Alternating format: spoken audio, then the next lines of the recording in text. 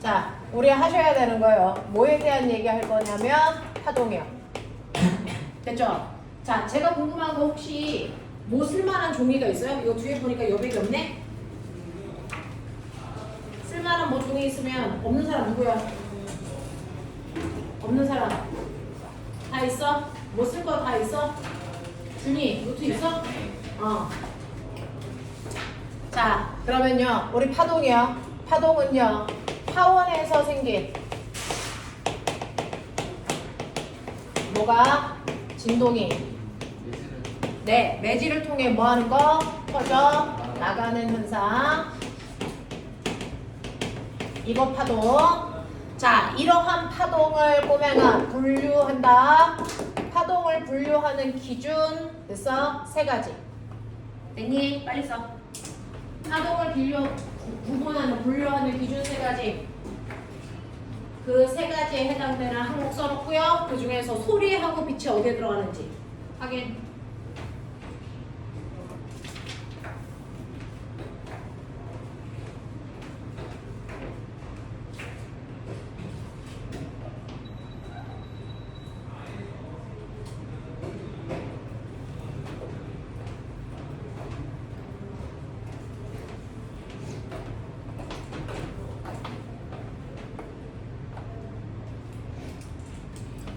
자, 쓸 수 있어야 돼. 첫 번째 기준 뭐야? 뭐냐? 매질에. 그렇죠. 유무. 자, 그 중에서 매질 있어야 돼. 뭐라고 해? 탄성파. 다른 말로. 그렇지. 역학적파. 매질 없어도 돼. 없어야만 된다는 얘기가 아니고 없을 때도 전달된다는 얘기야. 없어도 돼. 네, 비탄성파. 다른 말로 전자기파. 자, 그러면 이 둘 중에 소리 어디에 들어가야 돼? 빛 어디에 들어가야 돼? 체크. 소리 어디에 들어가? 빛 어디에 들어가? 체크했어? 네.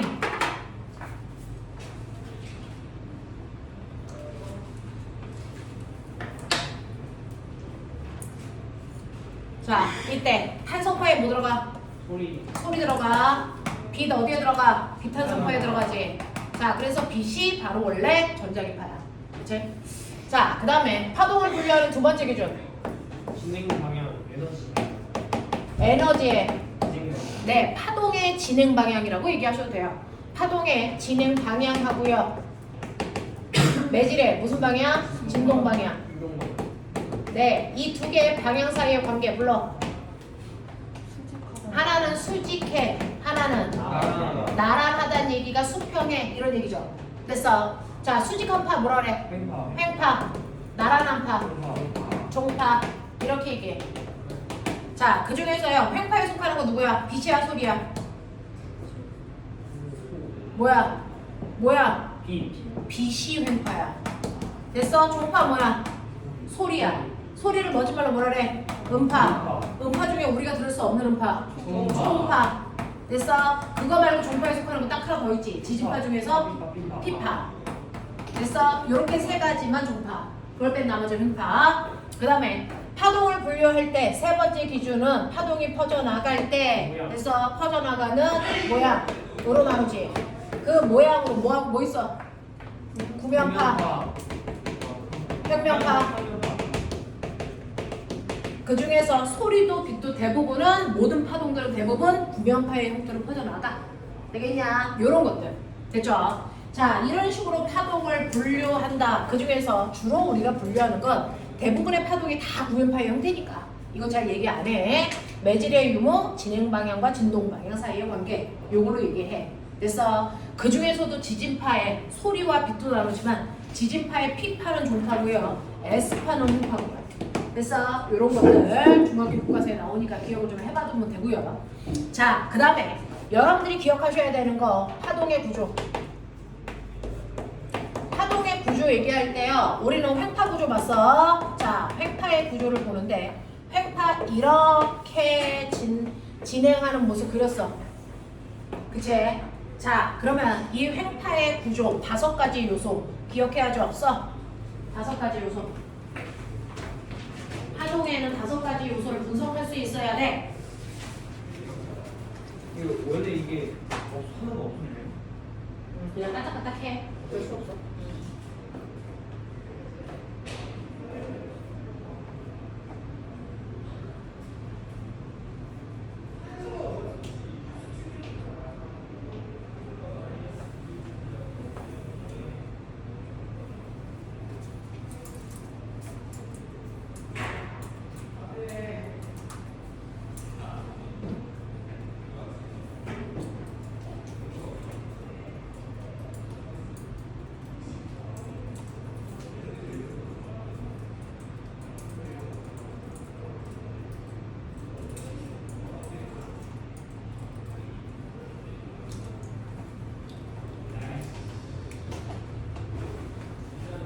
됐어.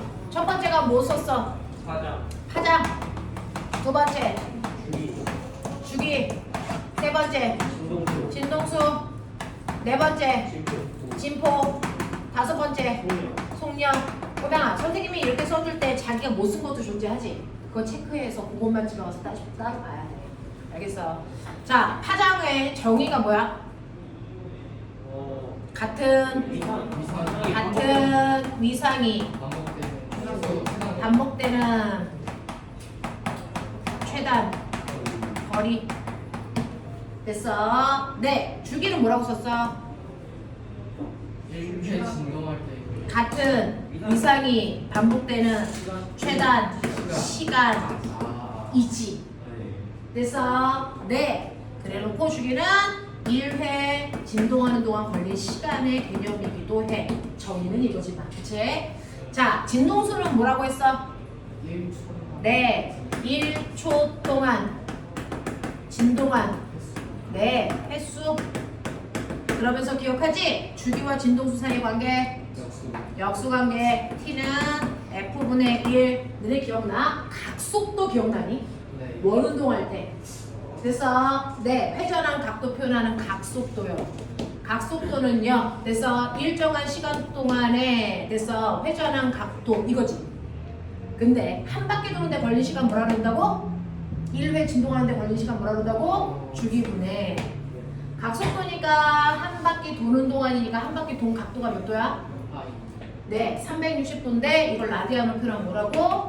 2파이. 이게 각속도였어. 맞아? 근데 이거 주기분의 1이지? 그래서 이거 뭐라고 써도 돼? 2파이 F 이렇게 써도 돼. 됐어? 그래서 각속도는 일정한 시간 동안에 회전한 각도로 표현하는 건데 한 바퀴 회전하는데 걸리는 시간이 라지 T, 그 한 바퀴라고 하는 건 360도니까 2파이. 됐어? 그래서 우리는 각속도를 쓸 때요. 각속도는 주기분의 2파이다. 그렇기 때문에 2파이 F다. 이렇게 써도 무방하죠.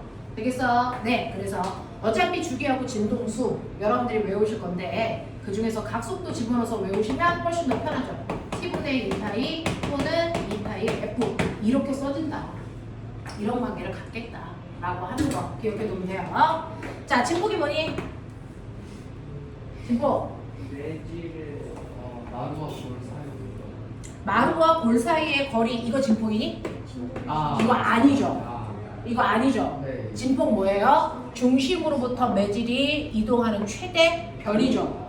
그러면 매질은 중심에서부터 여기까지 가거나 또는 중심에서부터 여기까지 가니까 이게 만약에 플러스 2고 여기가 마이너스 2면 진폭은 4가 아니고 얼마야? 2야 2. 알겠어? 4 아니야. 2야. 그래서 진폭이라는 건 그래서 자기가 스스로 써봐야 돼. 진폭은 매질 자체가 움직인 거거든요. 매질이 진동한 거리거든요. 매질의 뭐라고요? 최대 변이라고. 이렇게 표현해요. 매질의 최대 변이. 그래서 중심에서 마루까지를 재던 중심에서 골까지를 재던 이렇게 가야 된다. 자, 속력은 파도 에너지가 퍼져나가는 빠르기잖아요. 그쵸? 네, 속력. 본인은 물론 T분의 람다 또는 F 람다 이렇게 가는 거지. 됐어? 네. 그래서 너네들마다 자기가 기억하지 못했던 거 다 다를 거야. 그러니까 먼저 써보시고 빠진 거 체크해서 그것만 기억. 알겠어? 공부 그렇게 하는 거야. 처음부터 계속 읽어봤자 의미 없어. 알겠니? 뭘 모르는지를 확인을 먼저 해. 자, 그러면 이런 식으로 내가 파동의 5가지 요소를 알아냈어. 자, 근데 지금 현재 어떤 순간에 딱 사진 찍었더니 각각의 매질들의 높이들이 다 이래. 그치? 자, 그러면 여기에 있는 현재 매질이 여기에 있는 매질이 A라고 치자. 그럼 잠시 후에 A라는 매질은 올라갈까 내려갈까가 진행 방향에 결정돼. 맞죠? 얘가 만약에 왼쪽으로 파동이 가고 있다면 잠시 후에 A의 매질은 올라갈까 내려갈까? 내려가요. 내려가요. 왜요? 왼쪽으로 가면 이 모습이 점점 왼쪽에서 나타나니까 이렇게 가야죠. 맞아? 그러니까 A 매질의 높이는 여기까지 내려올 거란 말이야. 잠시 후에. 맞니? 자, 근데 만약에 파동이 왼쪽이 아니고 오른쪽으로 진행하면 이 모습이 점점 오른쪽에 나타난다는 얘기야. 그러면 이거 오른쪽에다가 그려보시면 이런 모습이 나와. 그러니까 A 매질이 빨간색 위치까지 올라가게 된다고, 잠시 후에.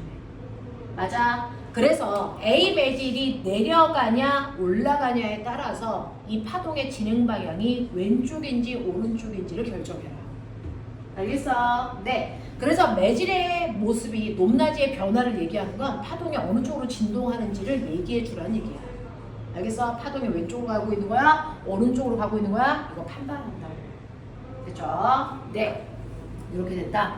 라고 하는 거. 자, 그럼 횡파구조 알았어. 종파도 있지. 종파는 내가 용수처럼 앞뒤로 흔들었을 때의 모습으로요. 뭐하고 뭐가 나타나? 소와 미래 구조가 반복돼.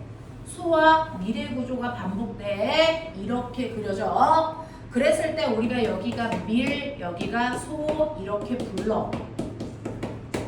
그랬을 때 종파 자체로는 구조 분석이 어려우니까 종파도 횡파처럼 그린다.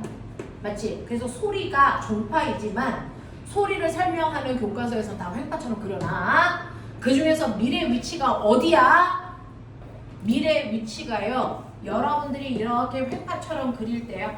미래 위치가 여기에는 기억이어야 되니, 니은이어야 되니, 디귿이어야 되니, 리을이어야 되니, 뭐여야 됩니까? 라고 하면 밀은 원래는 이매질이 여기다가 X축으로 플러스 X축으로 온 거야. 그치?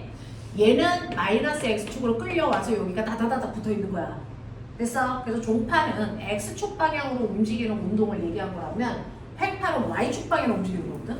그러니까 이걸 횡파로 그리려면 Y축 방향의 운동으로 바꾸라 그랬어. 그러니 플러스 X축을 플러스 Y축으로 마이너스 X축의 운동을 마이너스 Y축으로 바꿔놓으면 밀이라는 건 플러스 Y축에서 마이너스 Y축으로 바뀌는 변곡점이야. 그래서 플러스 Y축에서 마이너스 Y축으로 바뀌는 변곡점, 여기가 바로 밀을 표현하는 위치야. 알겠어? 네. 자, 여기 밀도 똑같죠? 이거 플러스 X축으로 얘가 이렇게 온 거고 얘 마이너스 X축으로 이렇게 온 거야. 그럼 결국은 소라는 건 여러분들이 보시는 것처럼 이걸 플러스 Y로 이걸 마이너스 Y로 바꿀 텐데 소라는 건 마이너스 Y에서 플러스 Y로 바뀌는 가운데 지점이야. 맞지?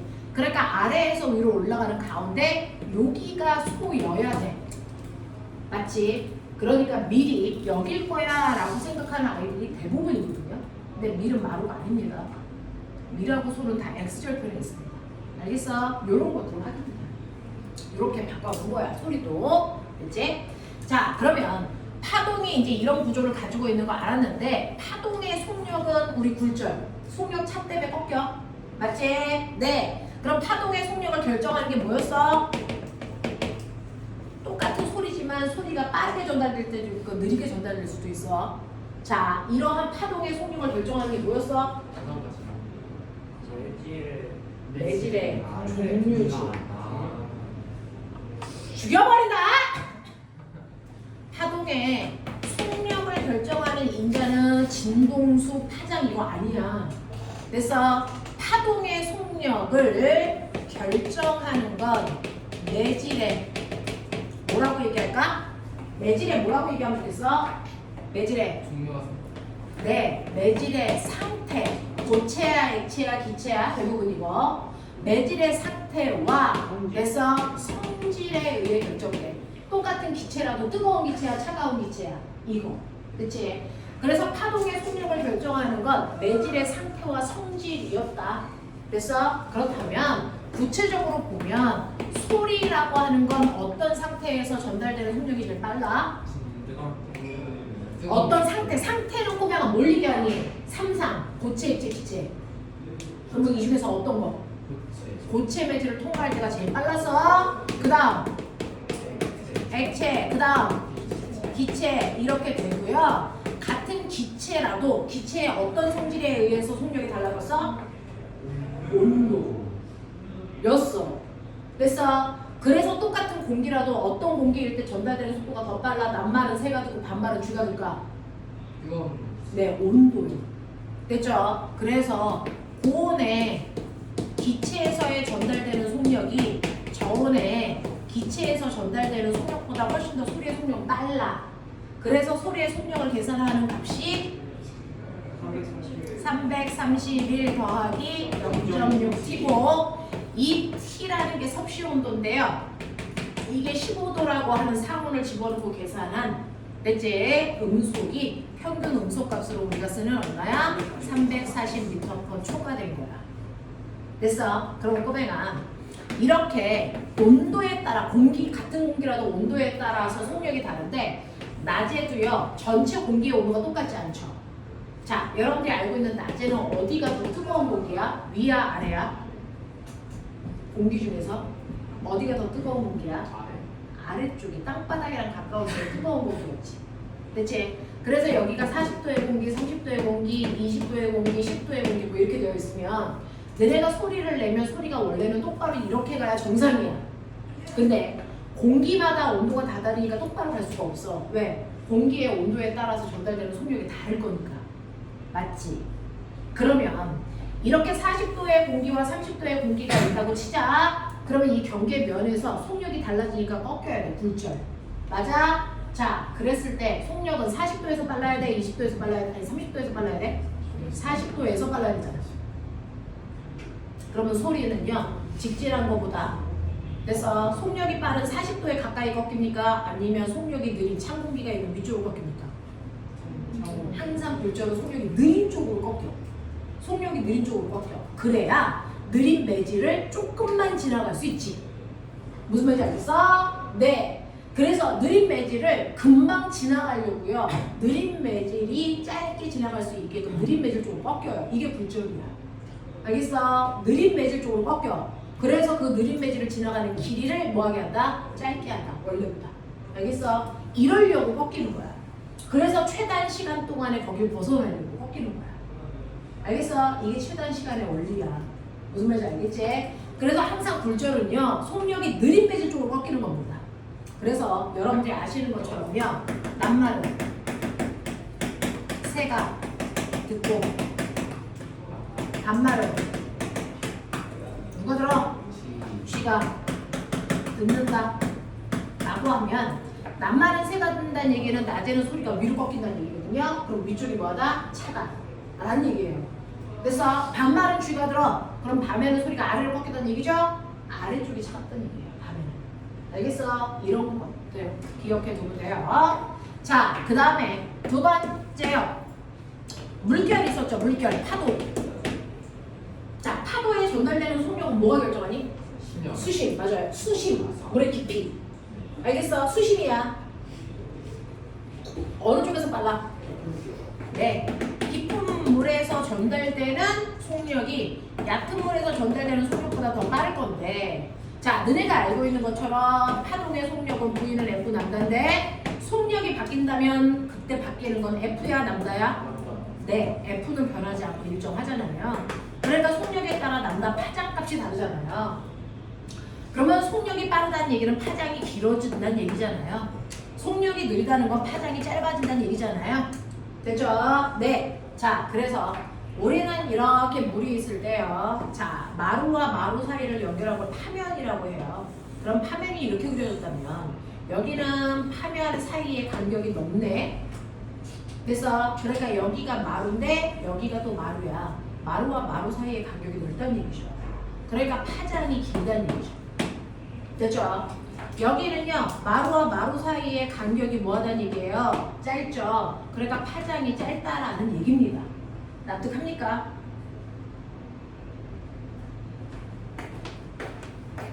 이해돼요? 자, 이렇게 된단 말이야. 자, 그렇다면은 우리가 파면이라는 건 마루끼리 연결한 선, 마루끼리 연결한 선이고 파면과 파면 사이의 간격이 파장이라는 것까지 이해해. 근데 여기는 파장이 길어. 깊은 물, 얕은 물? 깊은 물. 그래서 여기는 파장이 짧아. 무슨 물? 얕은 물. 되겠냐? 이런 것들을 구별할 수 있어. 알겠지? 네. 자, 그 다음에 세 번째 빛이라면. 그래서 네, 빛에서 전달되는 속도가 빠른 순서대로 써봐. 빛 어디에서 빨라?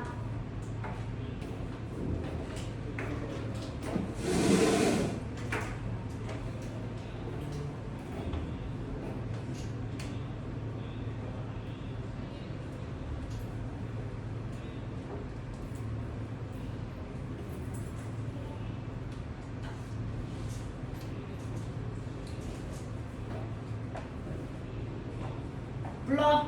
빛은 어디에서 제일 빨라? 진공에서가 제일 빠르고 그 다음 기체, 그 다음 액체, 그 다음 고체. 그래서 소리와 전달되는 속도가 정반대로 나타나네. 이 정도 느껴야지. 맞죠? 네. 그 진공에서의 속력이 제일 빨라. 이때만을 뭐라고 불러? 광속. 근데 광속은 불변해. 진동수가 크던 작던 전달되는 속도가 다 똑같으니까 빨간색, 파란색, 초록색이 전달되는 속도 똑같을 거야. 근데 진공이 아닌 기체, 액체, 고체에서는 됐어. 진동수에 따라 전달되는 속도가 달라. 알겠어? 네. 자, 그것 때문에 프리즘에서 분산되는 거야. 알겠지? 이렇게 백색광이 와도요. 프리즘에서 빛을 분산시킬 때요. 우리가 프리즘을 통과할 때 빛이 꺾여서 나타나는 위치가 색깔별로 다르게 나타나. 이렇게 색깔별로 다르게 나타나. 그래서 이렇게 색깔별로요 나타나는 위치가 다른 이유가 꺾이는 정도. 멋진 말. 굴절률이 다르네. 그 굴절률이 다르고 속력이 다르다는 얘기야. 그러니까 빨간색과 초록색과 파란색이 공기 중에서 전달되는 속력과 유리에서 전달되는 속력이 달라. 그래서 네. 자, 그 중에서요. 자, 파란색이 전달되는 속력이 빨라서 이게 10, 5, 1 이 정도 됐다면 유리에서 전달되는 속력은요. 얘는 그래서 뭐 얼마라고 할까요? 0.5, 0.7, 0.9 요 정도 된다고 시작. 그러면 얘는 속력 차이가 얼마나니? 무려 9.1. 얘는 속력 차이가 얼마나니? 4.4. 얘는 속력 차이가 얼마나니? 0.5. 그러면 속력 차이가 더 크게 나는 아이가 더 많이 뭐 해야 된다? 꺾여야 된다. 그 얘기입니다. 됐죠? 그래서 속력 차이가 더 큰 애가 더 많이 꺾이니까요. 제일 위쪽에 나타나는 게 빨간색이에요. 속력 차이가 별로 없어서 조금밖에 안 꺾였어. 됐어? 그래서 빨주, 노초, 파남, 모 맞습니까? 이렇게 나타나는 거야. 이해되겠죠? 네. 그래서 이렇게 유리를 통과할 때요. 색깔별로 나타나는 위치가 다르기 때문에 하나의 빛이 들어가는데 여러 개의 빛으로 퍼짐 현상이 나타나. 맞죠? 이거를 우리는 뭐라 그러냐면 이렇게 퍼짐 현상이 나타나는 걸 색수차. 그래서 희라쌤이 맨날 망원경으로 천체 보여줄 때요. 굴절 망원경은 뭐가 많이 나타난다? 색수차가 많이 나타난다. 굴절 망원경이 이 분갈이잖아요. 이렇게 빛이 퍼짐이 나타난다고요. 그래서 물체가 선명하게 보이지 않고 뿌옇게 끝이 퍼져 보인단 말이야. 이게 색수차야. 그래서 그 색수차가 안 나타나게 하기 위해서 굴절 망원경이 아닌 무슨 망원경으로 봐? 반사 망원경으로 봐. 거울을 쓰면 색수차가 거의 없어. 알겠어? 이렇게 되는 거야. 그래서 색수차라는 건 색에 따라서 굴절률이 다르기 때문에 퍼져 보이는 현상을 얘기한다. 알겠어? 굴절 망원경의 가장 큰 문제는 색수차가 나타나는 거야. 이해돼? 하겠어? 오케이. 이런 것들. 그래서 광속이 불변한다는 얘기는요. 빛은 무조건 항상 속력이 똑같아야 돼. 잘못된 표현이야. 진공에서만 같아. 그래서 진공이 아닐 때는 색깔에 따라서 전달되는 속력 차이가 조금씩 있다. 그래서 그것 때문에 프리즘으로 봤을 때 분산되는 현상이 생기는 거다. 되겠죠? 속력차가 더 많이 날수록 많이 꺾인다 라는 얘기야. 되겠지? 이런 것들이었어. 자, 그 다음에 상식적으로요. 줄,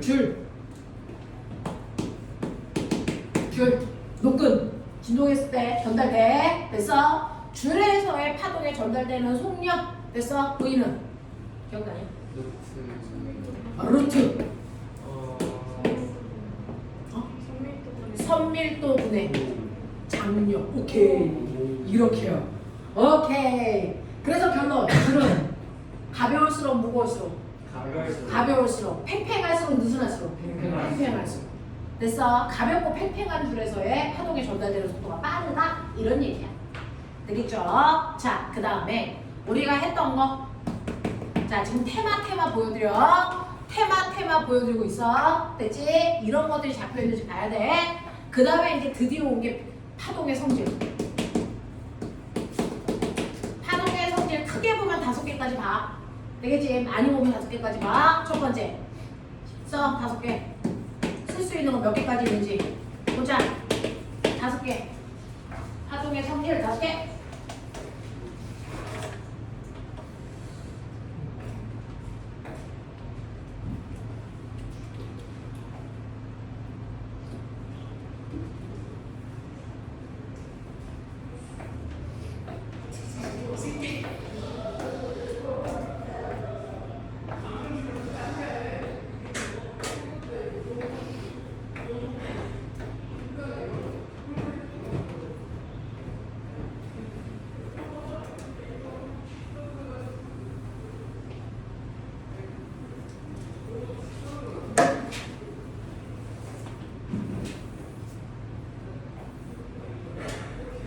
자, 첫 번째 뭐 쏘냐?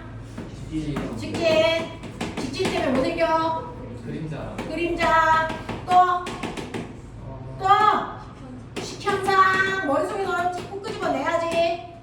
알겠어? 그러면서 식현상 그러면 일식과 월식에서 됐어. 천체, 순서, 위상 됐어? 이런 것도 설명했었어. 기억해. 자, 그 다음 뭐 있어? 반사. 그러면 여기다 뭘 달고 싶지? 뭐 달고 싶어? 반사법칙. 반사법칙이 뭔지 알지? 뭔데? 입사각과 반사각은 같아. 그럼 이제 내가 물어볼게. 이렇게 빛이 오다가 거울에서 반사돼서 물론 정반사이고 나도 알아. 그럼 반사될 때 빛의 성질 중에서 받게 되는 빛의 구조 중에 바뀌는 거 뭐 있어? 이 중에 바뀌는 거 뭐 있어? 오는 빛과 가는 빛의 차이죠. 아무것도 없어. 경로만 바뀌어. 됐어? 경로만 바뀌어. 파장도 안 바뀌어. 진동수도 안 바뀌어. 알겠어? 주기도 안 바뀌어. 됐어? 네, 바뀌는 거 없어. 가는 방향만 틀어지는 거야. 그래서 빛이 가다가 되돌아 나가는 현상이 반사고. 반사의 종류. 그래서 빛이 퍼져나가는 방향으로 보면 그 방향이 한 방향으로 반사돼서 모든 빛이 나갈 거냐 아니면 모든 방향으로 빛이 나갈 거냐에 따라 나누는 거지. 그래서 한 방향으로 빛이 반사돼서 나가는 건 무슨 반사? 정반사. 되죠? 자, 정반사는 표면이 뭐 해야 된다고? 매끄러워야 돼. 그러면 정반사 하기 때문에 나타나는 증거. 비친다. 이런 것들이 쭉 자기 머리에서 나와야 돼. 알겠어? 네 머리에서 이게 나와야 돼. 알겠니? 이거 무슨 반사? 남반사. 남반사 하기 때문에 뭐 할 수 있어? 우리가 사물을 볼 수 있는 거야. 그죠? 네, 우리가 사물을 볼 수 있어. 칠판을 볼 수 있고 사람들을 볼 수 있는 건 그 물체에서 남반사하기 때문이야. 알겠지? 또! 반사될 때요. 미상품 변화로 나갈 거 아세요? 마루가 부딪혀서 나갈 때 마루로 그대로 나갈 거냐 아니면 그로 바뀌어 나갈 거냐 이거였어. 됐어? 그러니까 마루가 그대로 마루로 나가 아니면 마루가 위상이 180도 바뀌어서 그로 나가 라고 하는 위상 변화를 기준으로 나눠. 그 중에서 위상 변화 없이 나가는 반사가 무슨 반사였을까? 자유반 반사. 이 개새끼. 골로 나가는 거. 이게 고정단 반사 꼬맹아. 됐지? 그러면 예를 들어서 여기가 공기고 여기가 물이야. 반사되어 나갈 때요. 됐어? 공기에서 물의 수면에 부딪혀서 반사될 때 위상이 바뀔까 안 바뀔까? 생각해봐. 실제로 다른 물질을 만났는데 나보다 진동하기 쉬운 매질 만났어? 어려운 매질 만났어? 공기하고 물 중에 빛은 어디에서 진동하기 쉬워? 공기. 그러면 가다가 나보다 진동하기 어려운 물질을 만난 거지. 그러니까 여기서 무슨 반사를 할 거야? 고정단 반사 할 거야. 그러니까 위상이 어때야 돼? 정반대로 바뀌어서 나가. 알겠어? 네. 이런 것들을 면접에서 물어보는데 여러분들이 알 때 고정단 반사에서 위상은 바뀌어요. 이런 얘기 해주면 되잖아. 알겠어? 이런 얘기야. 그래서 이렇게 마루로 부딪혔을 때 고정단 반사니까 얘는 골로 나간 거고. 알겠니? 요런 것들. 요런 것들. 그죠? 얘기해 주실 수 있으면 돼요. 그래서 근데 보면 생각해봐. 그러면 반사돼서 나가는 빛도 있고 여기를 뚫고 들어가 굴절하는 빛도 있지. 그러면 마루로 부딪혀서 고정단 반사니까 골로 나가는 거 알겠어? 그럼 굴절해서 들어가는 거야? 어떻게 돼요? 위상 바뀌어 안 바뀌어? 이거 어떤 형태도 안 바뀌어. 그냥 가는 거야. 알겠어? 마루는 그냥 마루로 들어가. 볼도 그냥 볼로 들어가. 그래서 나보다 진동하기 쉬운 매질을 만나던 어려운 매질을 만나던 굴절할 땐 위상 변화 없이 그냥 가. 알겠어? 네, 반사될 때 위상이 바뀌냐 안 바뀌냐가 결정돼. 알겠어? 굴절되는 빛은 그냥 그 위상 그대로 들어가. 무슨 말인지 알겠지? 이렇게 된다. 네, 라고 하는 것도 기억을 해둬. 그 다음에 굴절. 반사 법칙. 반사 법칙은 무슨 반사에서 성립돼요? 반사 법칙은 무슨 반사일 때 반사 법칙이 성립하는 거예요? 둘 다 언제나 예외 없어. 그래서 네, 정반사를 하던 남반사를 하던 입사각과 반사각은 무조건 같아야 된다. 맞죠? 반사 법칙은 모든 반사에 성립된다 라고 하는 거 기억하시고. 굴절! 그러면 굴절도 뭐가 법칙이 있어? 그렇지. 굴절 법칙은 스넬 법칙이라고 하지. 야, 이 병신들아, 같이 배우고 나서 이 새끼들이 지네들 막 오만하고 지내는데 굴절 스넬 법칙. 야, 스넬 법칙은 무슨 말이야? 스넬 법칙은 뭐 얘기하는 거야? 스넬 법칙은 뭘 얘기하는 거야? 굴절률 얘기하는 거지. 이 새끼야, 병신아. 굴절률의 두 가지. 그렇지. 빨랑빨랑 써. 빨랑빨랑 써. 그래놓고 상대 굴절률 구하는 방법도 쓰고.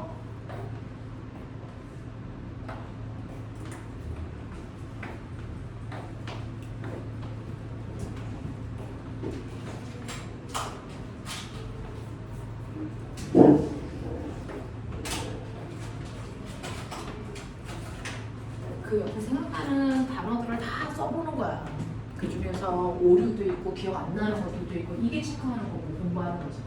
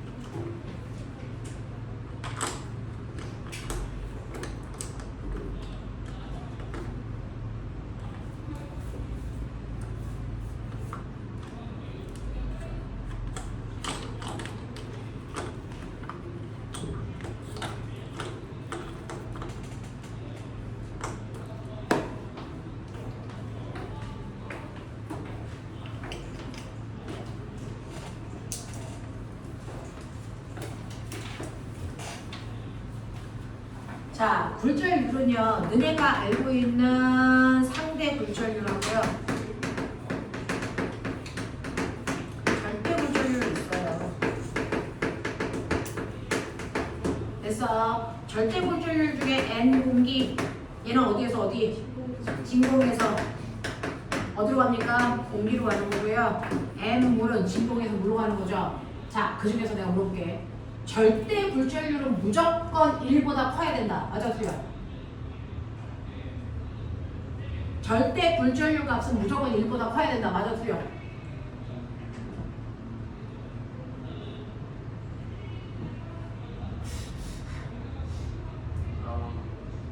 절대 굴절률은 무조건 진공에서 그 매조로 갈 때 그래서 꺾이는 정도를 나타내는 거잖아? 이거 어떻게 구해? 불러. N 공개의 절대 굴절률 구할 거야. 불러. 구하는 방법. 봐봐. 머릿속에 남아있는 게 없지. V, 공기, 분해, V, 진공 이렇게 구해야지. 맞아? 근데 보면 이 중에 누가 커? 네. 그럼 값은 1보다 뭐 해줘야 돼? 커져야죠. 절대 굴절률은 무조건 1보다 커요. 아닐 수가 없어요. 진공보다 빠른 속도는 존재할 수가 없어요. 맞죠? 이런 식으로 뭔가 생각을 넣어야지. 생각을 넣으셔야죠. 그렇죠? 절대 굴절률은 무조건 1보다 클 수밖에 없어요. 진공보다 더 빠른 속력을 가지고 있는 매질 자체가 존재하지 않아요. 그렇죠? 네, 이런 거예요. 그래서 절대 굴절률은 무조건 1보다 크다. 이거 5 할 수 있어야 돼요. 됐어요? 네. 자, 상대 굴절률이요. N, 공기, 물. N, 물, 공기. 그럼 꼬면 안 누가 커? 두 개 중에. 공기물. 네, 얘가 더 커요. 됐죠? 왜? 얘는 어떻게 구하는 거야? V, 물분의 V 공기고. 얘는 거꾸로 V, 공기분의 V 물인데 어디에서의 속력이 더 빨라? 공기에서의 속력이 더 빠른 거야. 맞지? 물에서의 빛의 속력보다 그래서 공기에서의 빛의 속력이 더 빠르기 때문에 이 값이 클 수밖에 없어.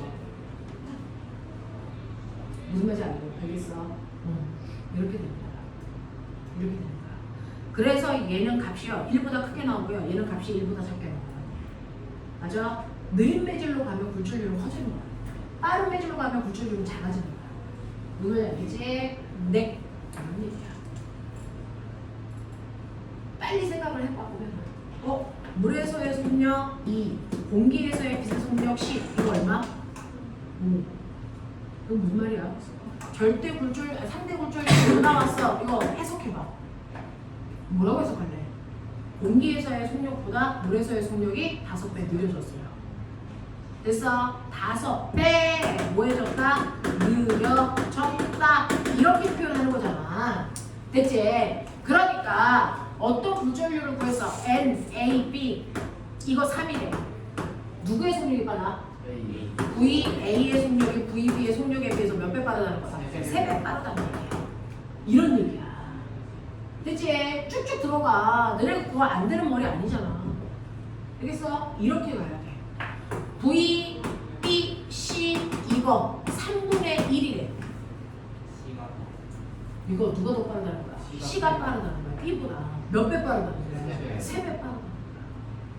알겠어? 이런 식으로 가줘야 돼. 그치? 그러니까 어떤 숫자의 의미를 해석할 수 있게끔 머릿속에 넣어야 돼. 그걸 우리가 해석학, 그걸 물리라고 하는 거야.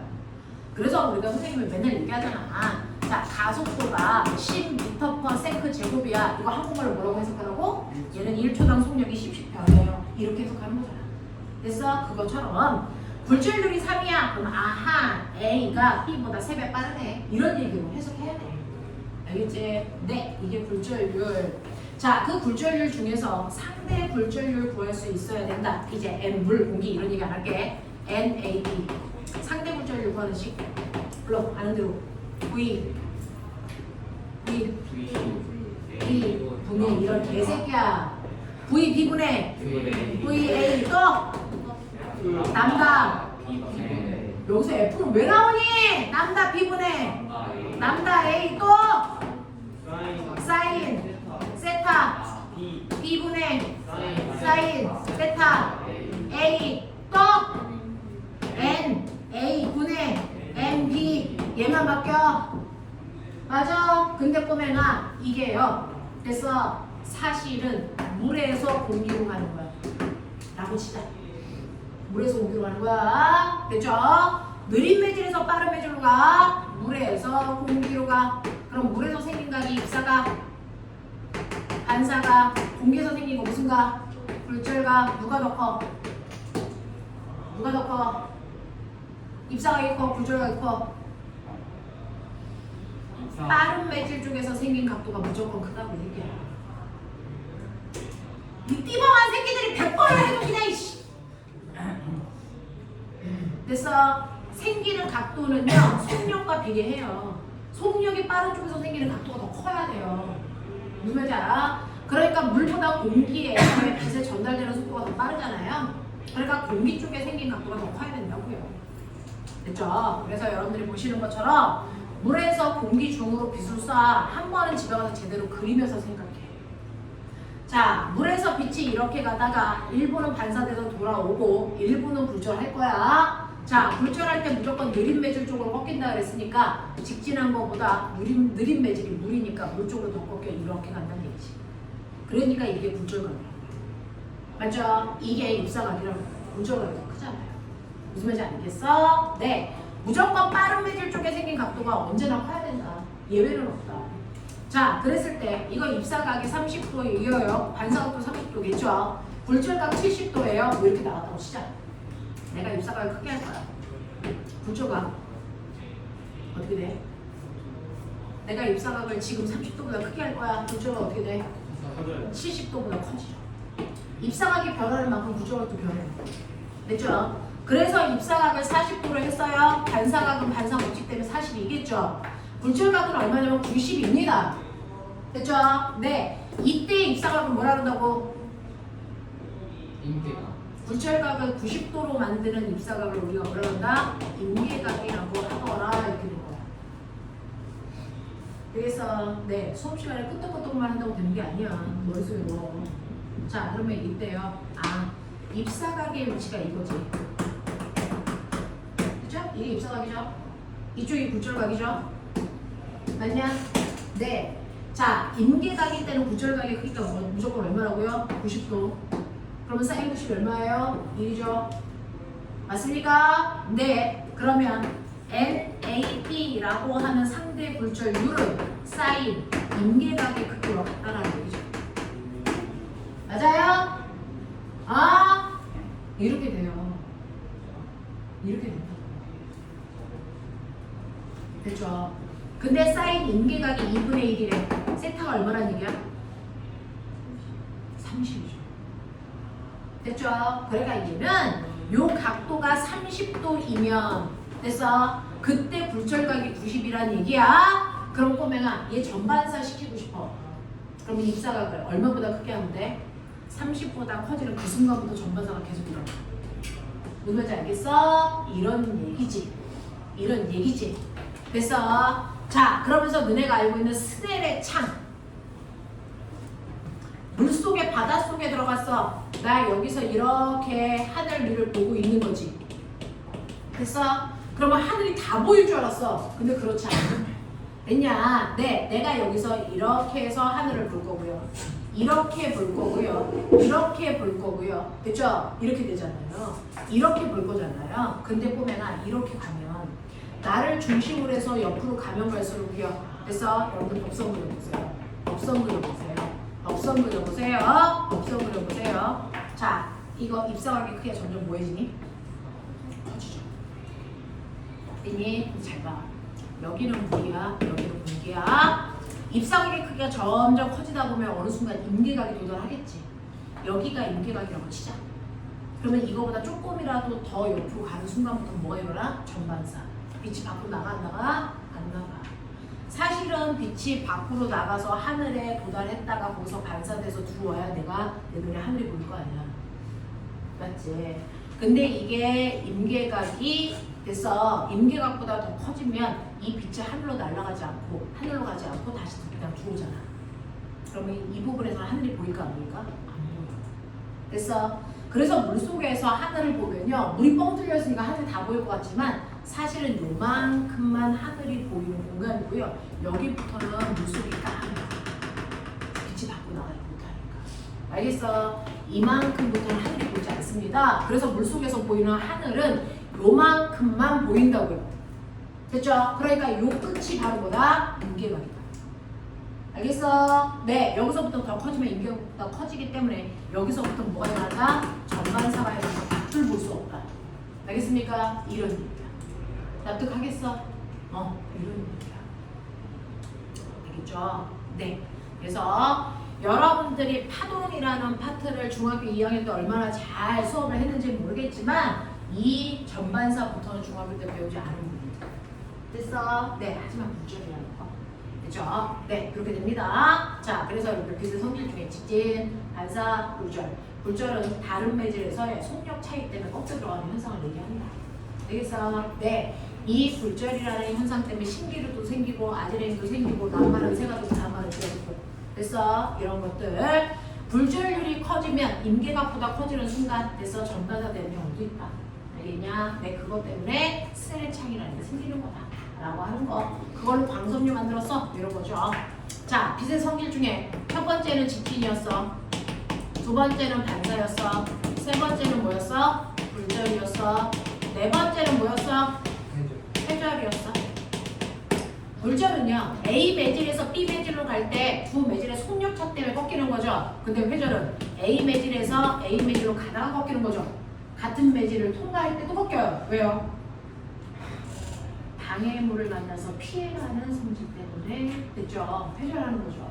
그래서 방해물에 의해서 꺾이는 거지 속력차 때문에 꺾이는 게 아니야. 됐죠? 이때 이 회절은요 방해물을 사이에 틈의 간격이 뭐 할수록 좁을수록 회절이 잘 되고요. 이 틈을 빠져나가는 파장의 길이가 뭐 할수록 길수록 회절을 잘해요. 됐죠? 그래서 회절률은 D분의 람다여야 된다. 그래서 간격은 좁을수록 파장은 길수록 회절이 잘 되네요. 이런 얘기야. 그래서 소리의 회전이 빛의 회절보다 훨씬 더 큰 이유가 소리의 파장이 더 기니까. 알겠습니까? 이런 얘기. 자, 그 다음에 다섯 번째. 자, 우리 회절 때문에 어때요? 벽 뒤에 있는 사람의 목소리는 들리지만 벽 뒤에 있는 사람을 볼 수는 없어요. 알겠죠? 그런 것들. 자, 그럼 꼬맹아, 자, 궁금한 거. 에너지가 큰 빛도 있고 에너지가 작은 빛도 있겠지? 에너지가 큰 빛이 잘 회절하니 에너지가 작은 빛이 잘 회절하니? 작은 빛. 에너지가 적으니까 잘 피해가야죠. 에너지가 큰 애들 잘 뚫고 가죠. 알겠습니까? 네. 그래서 에너지가 큰 아이일수록 에너지가 클수록 잘 뚫고 간다. 멋진 말. 축구율이 크다. 그래서 네. 에너지가 큰 애는 피하지 않는다. 회절률이 작다. 느끼세요. 그래서 에너지가 크면 굳이 피해가지 않아. 뚫고 가지. 무슨 말인지 알겠어? 얘네들과 같아. 자, 그 다음 마지막에 뭐야? 간섭. 이렇게 파동의 성질을 5개로 분석하는 책들이 요즘에 좀 늘어나고 있어서요. 선생님도 간섭 안 썼다가 이걸 듣고 있어요.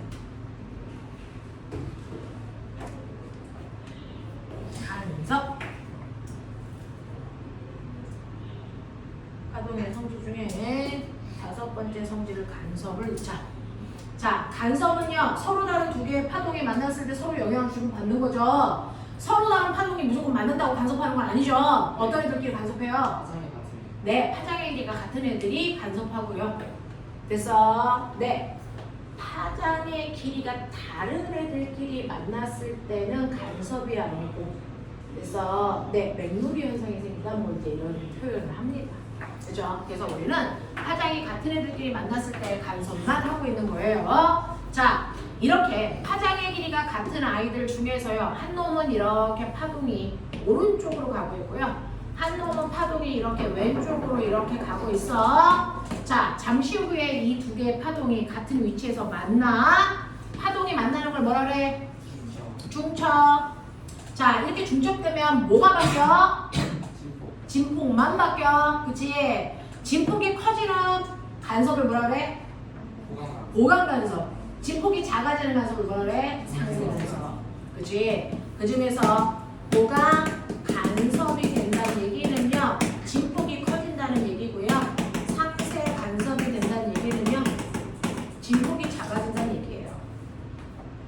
진폭이 가장 커지려면 어떻게 만나야 돼?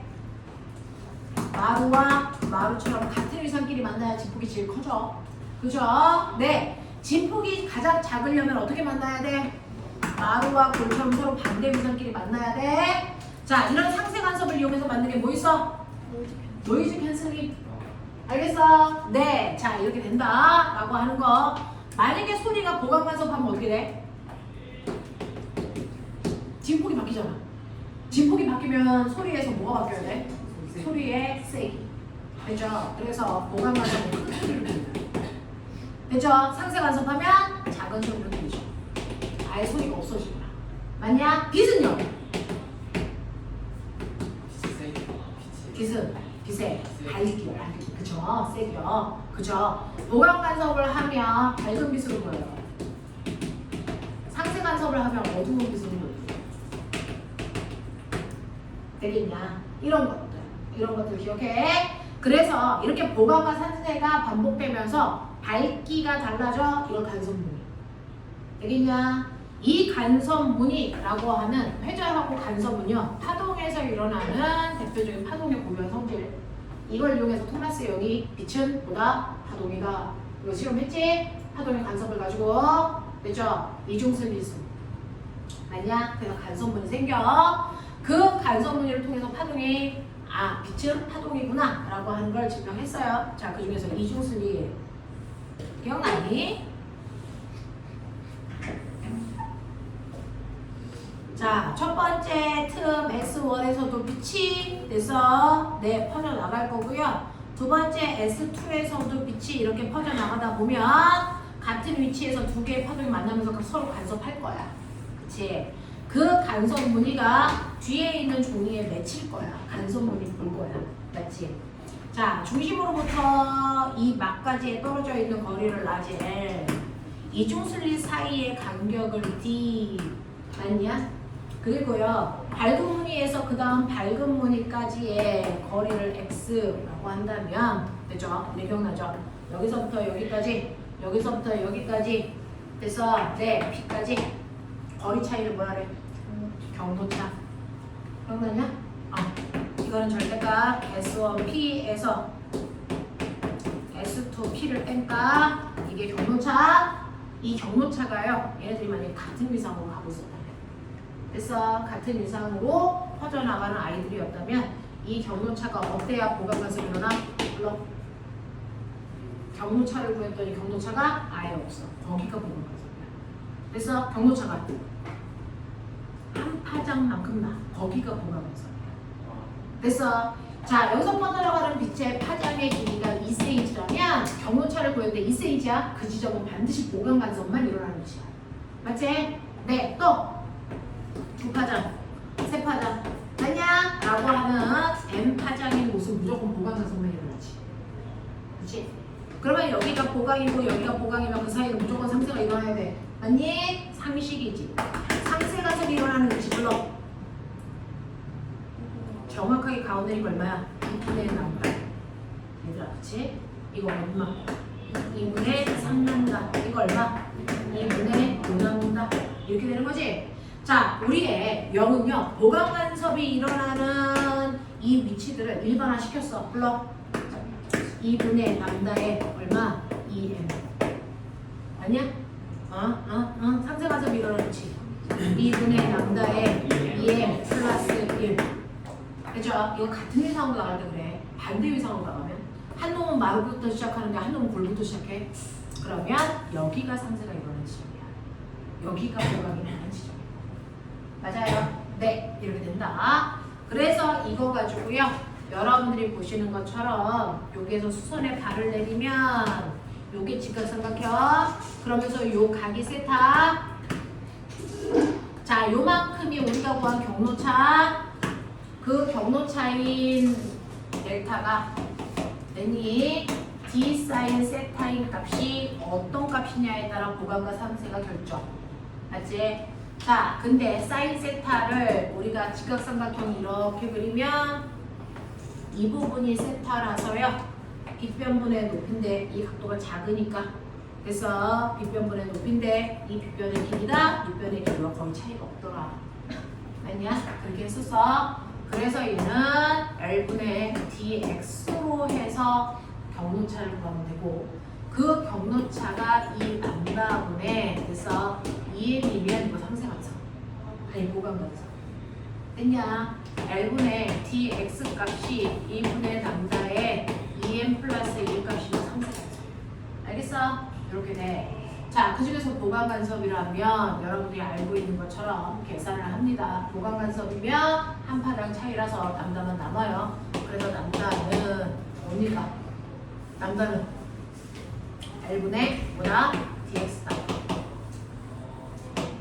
무슨 말인지 알겠어? 이렇게 돼.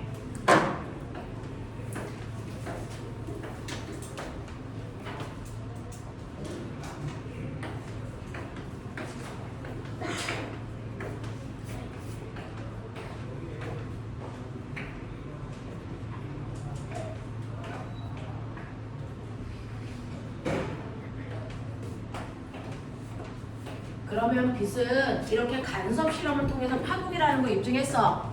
근데 빛은 파동인 건 맞지만 입자성도 가지고 있지. 빛이 입자성이 있다는 거 누가 알아냈어? 뭘로? 광전효과. 그러네.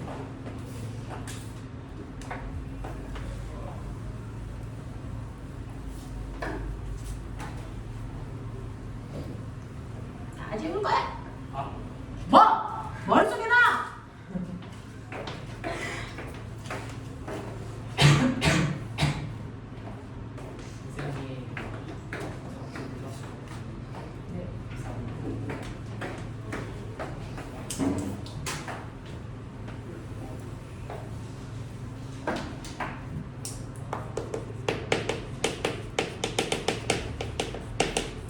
광전 효과는 빛이 입자성을 가지고 있다는 걸 증명한 실험. 그래서 이렇게 금속 덩어리에 자유전자들이 많은데 이 자유전자를 탈출시키기 위해서 에너지가 필요한데 그 에너지를 기대에너지를 통해서 준다고. 그러면 이 빛이라고 하는 입자 하나하나를 뭐라 그런다고? 기세입자, 광자. 그럼 광자 하나가 가지고 있는 에너지 어떻게 구해? HF. 되겠어? 네. 그러면 이 에너지를 먹으면 전자는요. 됐죠? 이 광자가 가지고 있는 에너지를 먹으면 그 중에서 일부는 자기가 금속에서 탈출하기 위해서 필요한 에너지로 쓰고 나머지는 운동 에너지로 갖고 나온다 그래서 금속에서 탈출하기 위해서 필요한 최소한의 에너지를 뭐라 그래?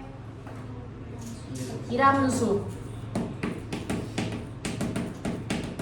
됐어? 그러니 예를 들어 빛이 가지고 있는 광자가 가지고 있는 에너지가 100이야.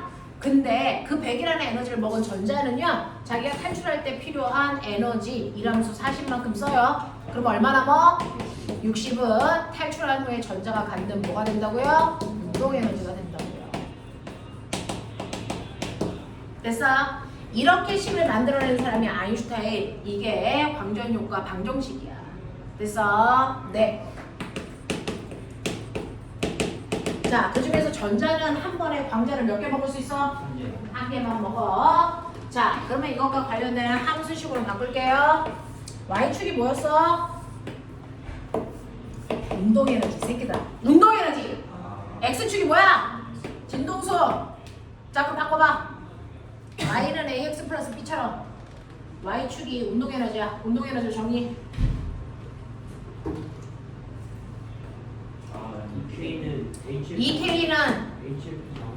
EK는 됐죠? 네, 에너지는 HF니까 그걸로 바꿔라. HF에서 이거 넘겨 마이너스 1함수지. 이렇게 바꿨지? 네, 그 중에서 얘가 Y고요. 얘가 X 대신에 붙는 거니까 얘가 뭐라고요? 기울기라고요. 그리고 이게 Y 절편이라고요. 됐죠? 이런 느낌 맞지? 그랬을 때 그래프 그렸을 때요. 철에서의 금속의 성질이라든가 구리에서의 성질이라든가 이렇게 그릴 때 절대로 변하지 말아야 되는 게 뭐 있니? 철, 구리, 기울기 같아요. 이거 플랑크 상수니까. 그래서 그리고 얘가 탈출하기 위해서 필요한 최소한의 진동수. 네, 문턱 진동수. 이게 금속마다 다른 거죠. 그래서 문턱 진동수가 큰 애가 탈출하기 더 어려워. 뭐 이런 얘기죠. 알겠어? 네, 이런 얘기. 이런 얘기.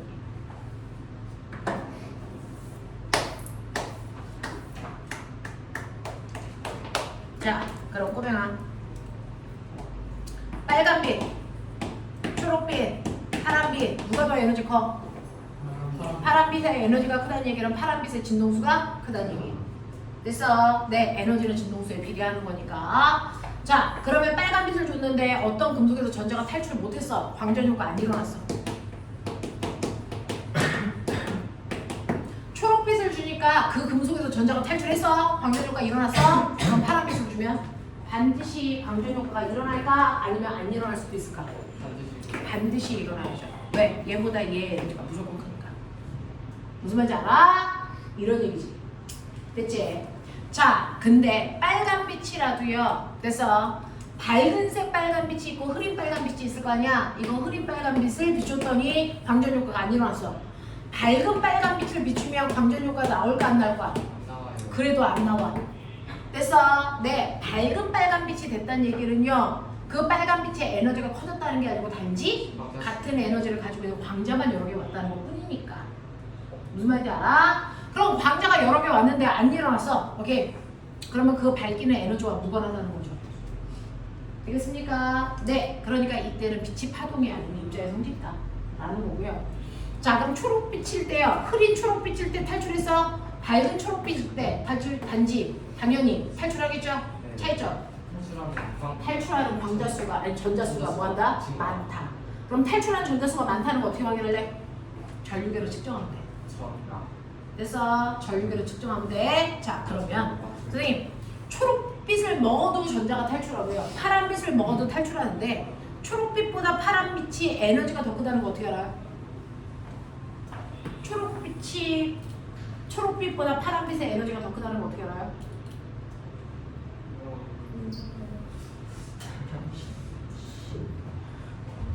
초록빛보다 파란빛이 에너지가 더 크다는 거 아인슈타인은 어떻게 확인했어? 정지잖아. 똑같이 탈출할 때 에너지는요, 어떤 빛을 먹어도 이함수다 100만큼 필요하거든요. 근데 초록빛은 에너지가 100이라면 그거 먹고 탈출한 전자는 60의 운동 에너지를 가지고 있을 거야.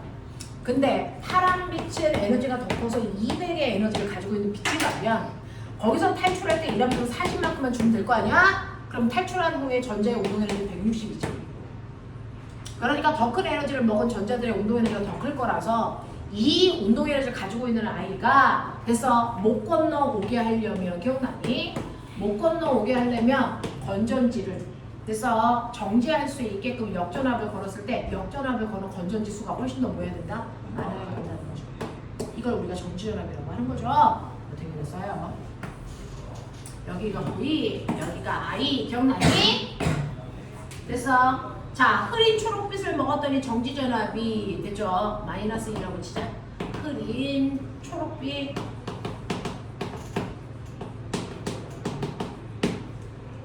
밝은 초록빛을 먹으면 차이점이 뭘까?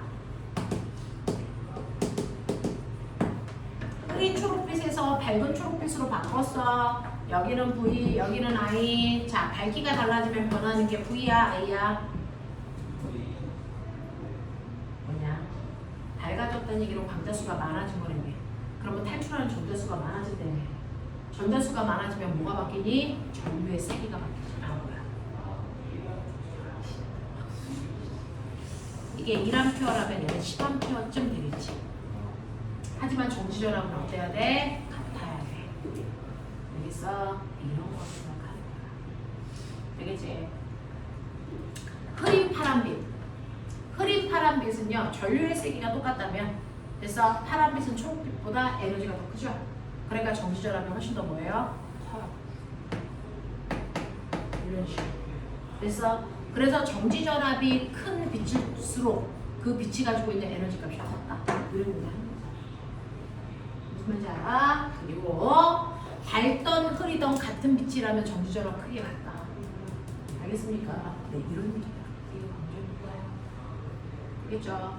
그래서 이걸 통해서 빛이 가지고 있는 건 밝기에 따라 에너지가 바뀌지 않는다. 이유는 그 순간 빛은 입자의 높이가 되기 때문이다. 라는 겁니다.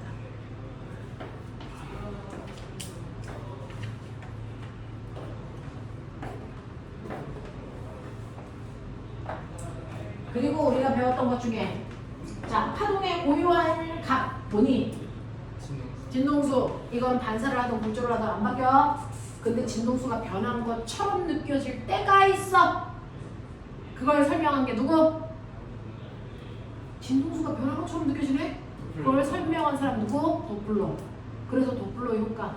되겠어? 진동수가 커진 것처럼 느껴져요. 또 왜?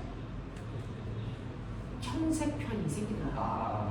진동수가 작아지는 것처럼 느껴져요. 적색편이. 이 썩을 놈들아. 맞아? 네. 그러면은 어떨 때 적색편이가 나타나? 광원으로부터 나 사이의 거리가 점점 멀어질 때. 다시 말해서 우주가 뭐 할 때? 팽창하면 적색편이가 나타나. 됐죠? 청색편이는 어떻게 언제 나타나요? 가까워질 때. 알겠어? 청색편이가 나타나죠. 뭔 말인지 알겠냐? 네. 자, 그러면 이러한 편의 현상, 도플러 현상은 진동수가 바뀐 것처럼 느껴지는 현상이고요. 그건 광원과 나 사이의 거리가 바뀌면서 그래서 나타나는 현상이야. 그 중에서 너네가 알고 있는 것처럼 적색편이는 둘 사이의 거리가 뭐해질수록 멀어질수록이야. 나타나는 현상이야. 적색편이는 멀어질수록 진동수가 감소하기 때문에 나타나는 현상이야. 맞지? 자, 청색편이 가까워질수록 나타나는 현상이야. 왜? 진동수가 커지니까. 맞아? 오케이. 그랬을 때 진동수의 변화를 우리가 계산할 수 있어야 되는데 관찰자인 나의 거리의 변화에 따라 그 다음에 자, 진동을 발생하는 음원장치의 거리가 바뀜에 따라 진동수의 변화를 한 번에 구할 수 있죠. F는요 V 그래서 음소 거기다 마이너스 플러스 돼서 음원장치 자동차의 속력분의 V 음소 플러스 마이너스 관찰자인 사람의 속력 거기에 원래 진동수 저는 이렇게 배웠어요. 저게 무슨 말인지가 이해가 돼야 되는 거죠. 그치? 앰뷸런스가 움직일 때는요. 그래서 위에 있는 건 가까워질 때 넣어야 되는 부호예요. 그래서 밑에 있는 거는 멀어질 때 넣는 부호입니다. 알겠냐? 한 번에 가자. 별거 아닌데. 이런 진동수의 변화가 생기더라 라는 겁니다. 이런 진동수의 변화가 생기더라. 이걸 설명하는 게 적색편이 청색편이고요. 그것 때문에 앰뷸런스가 가까워졌다가 멀어질 때 그래서 고음이 됐다가 저음이 되는 것처럼 느껴지는 현상이다. 우주에서는 별들이 멀어지는 우주의 팽창을 설명할 때 적색편의 현상을 설명하더라. 알겠습니까? 네.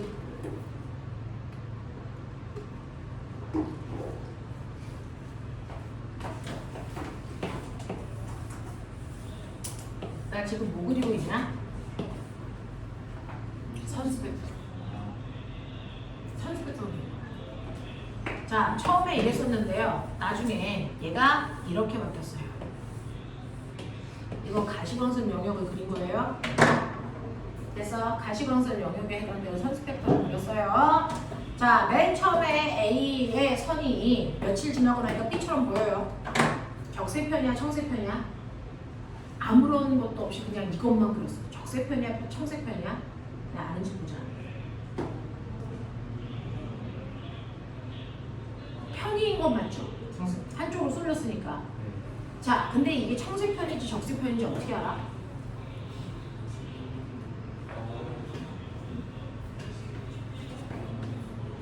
이거요. 가시광선 영역이 그렇죠. 그럼 이건 빨주노 좀 편한 거죠. 그 중에서 얘가 어느 쪽 빨간색인지 어떻게 알아? 그러니까 이 사이의 간격이요. 그래서 간격이 멀어질수록 에너지가 모아지는 겁니까? 작아지는 겁니다. 이게 붉은색 쪽, 여기가 파란색 쪽입니다. 그래서 선스펙트럼 선의 간격을 보면 어느 쪽이 에너지가 큰 쪽이고 작은 쪽인지 알아야 되는데요. 선의 간격이 좁아질수록 에너지가 큰 쪽입니다. 그래서 선의 간격이 넓어질수록 에너지가 작은 쪽입니다.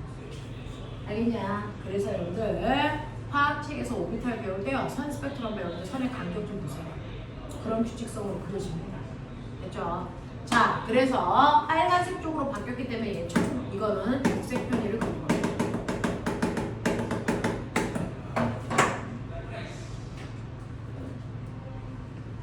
그래서 자꾸 봐. 이런 것들이야. 자, 그랬을 때요. 똑같이 3일 지났을 때 그니 여기에서 선이 이만큼 3cm 움직인 것처럼 보일 수도 있고 또 어떤 애는 이 위치가 5cm 움직인 것처럼 보이는 아이도 있겠지. 이거를 우리는 적색 편의가 일어나는 건 똑같지만 편의량이 다르죠. 그죠? 누가 더 빨리 움직이는 거야? 가야 나야? 나가 더 빨리 멀어지는 거야. 알겠어? 네. 그래서 적색 편의량을 가지고요. 편의량을 가지고 속력 변화를 우리가 계산할 수 있다. 그래서 멀어지는 속력, 가까워지는 속력을 계산할 때 편의량으로 계산한 거예요. 이걸 허브는 최속도로 환산한 것이고. 그래서 이렇게 가요.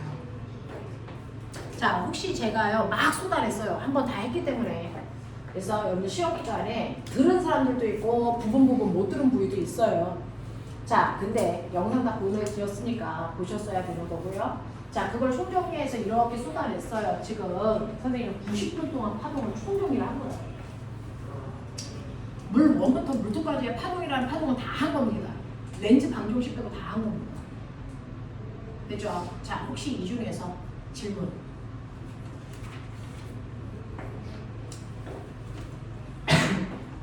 선생님 도플러 현상 하면서요. 그죠? 여러분들이 뭐 했죠? 기억나요? 소니콘. 그죠? 자, 지금 이렇게 그려질 때 하고요. 이렇게 그려질 때 하고요.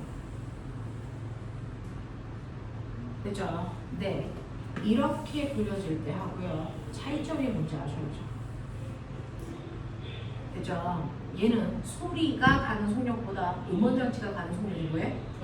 느려. 얘는 소리가 가는 속력과 음원장치의 속력이 어때? 같아. 얘는 소리가 전달되는 속력보다 음원장치의 속력이 더 뭐해? 빨라. 알겠습니까? 이런 거였죠. 그죠? 얘는 소리가 전달되는 속도보다 돼서 내 음원장치 비행기의 속력이 더 느려. 이런 거죠. 얘는 같아. 얘는 비행기의 속력이 더 빨라. 이런 거죠. 됐죠? 이런 것들도 우리가 생각할 수 있고, 그래서 이때 소니폼이라고 하는 현상들도 생긴다 라고 하는 걸 했었어요.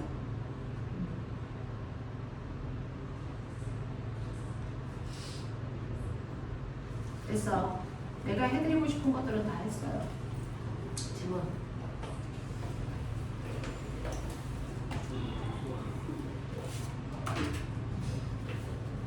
없어요. 자, 여기까지 할게요. 밥 먹고 오세요. 그리고 나서